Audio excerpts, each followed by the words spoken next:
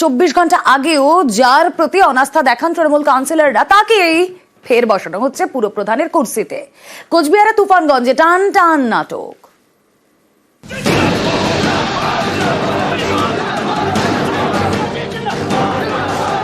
চব্বিশ ঘন্টার মধ্যে ছবিটা একেবারে ঘুরে গেল। রাজ্য নেতৃত্বের চাপে কোচবিহারের তুফানগঞ্জে ফের পুরপ্রধানের কুর্সিতে তৃণমূলের কৃষ্ণা ঈশ্বর। কোথাও কোনো সমস্যা থাকলে আলোচনা করে বসে আমাদেরকে মেটাতে হবে, এবং সমস্যা থাকবে, এত বড় সংসার, সমস্যা হবে না। আমরা এখানে ঝড়ো হলে চলবে না। মানুষের কাজ কখন করবো? উনি আছেন, উনি থাকবেন। কিছু এটা বারংবার বসতে হয়, একটা সমস্যা মেটাতে গেলে বেশ কয়েকটু সময় লাগে। আপনারা খুশি হবেন যে সমস্যাটা মিটলো। তুফানগঞ্জ পুরসভা, এখানেই তৃণমূল বনাম তৃণমূল। তৃণমূল কাউন্সিলরদের অনেকেরই অভিযোগ, মন মর্জি মতো কাজ করেন পুরপ্রধান, কারো কথা কানে তোলেন না। এই অভিযোগে পুরপ্রধান কৃষ্ণা ঈশ্বরের বিরুদ্ধে বৃহস্পতিবার অনাস্থা প্রস্তাব আনা হয়। 12 আসনের তুফানগঞ্জ পুরসভায় সব আসনই তৃণমূল।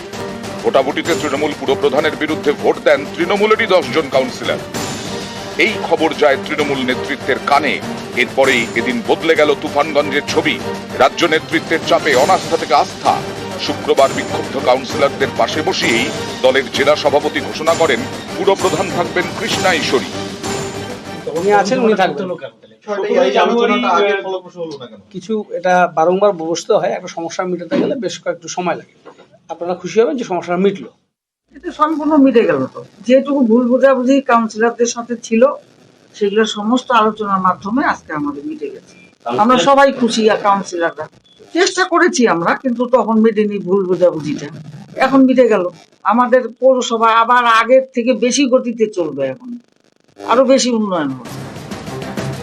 তুফানগঞ্জ থেকে শুভঙ্কর সাহা, নিউজ 18 বাংলা।